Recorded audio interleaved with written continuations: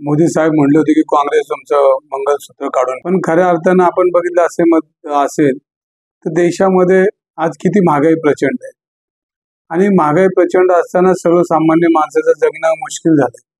आज शेतकऱ्यांचे प्रश्न आहेत, विद्यार्थ्यांचे प्रश्न आहेत, बेरोजगारी इतक्या प्रचंड प्रमाणामध्ये आहे की आज कोरोनाचा काळ आपण बघितला असेल तर राहुल गांधींनी सूचना केली होती की कोरोना काळ आपल्या देशामध्ये येतोय आणि त्या बोलण्याकडे मोदी सरकारने दुर्लक्ष केलं आणि कोरोना आपल्या देशामध्ये आला। अनेक लोकांचे संसार उद्ध्वस्त झाले, अनेक लोक देश दडीला लागले, अनेक लोक मृत्युमुखी पडले आणि या सगळी जबाबदारी मोदी सरकारची होती। आणि त्या काळामध्ये अजून देशातला सर्वसामान्य आणि मध्यवर्गीय माणूस अजून सावरलेला दिसत नाही।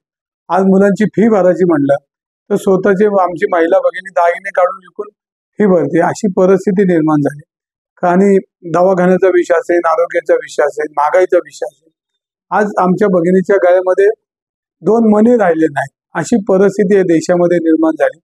खऱ्या अर्थाने मोदी सरकारनेच आमच्या सर्वसामान्य माणसाच्या भगिनींचं मंगळसूत्र सोनाराच्या वजन काट्यामध्ये न्यायची वेळ आणली आणि परत चोराच्या उलट्या बोंबा की आम्हीच काँग्रेस याच्यामध्ये मंगळसूत्र काढून चुकीच्या पद्धतीने आपण बोलताय, हे वस्तुस्थिती खरी नाही।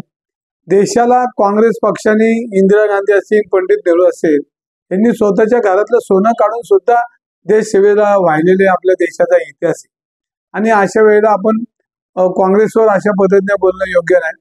मताच्या राजकारणापुढे मताच्या टक्केवारीसाठी जर आपण वल्गना करत असेल तर ते चुकीचं आहे।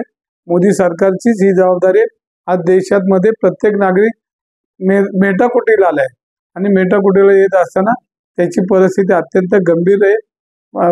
त्याला संसार चालवणं कठीण झाले, इतकी प्रचंड महागाई आहे। आणि अशा काळामध्ये आमच्या सर्वसामान्य भगिनींच्या काळामध्ये 2 मणी सुद्धा राहिल्यानंतर अशी परिस्थिती निर्माण झालेली आहे।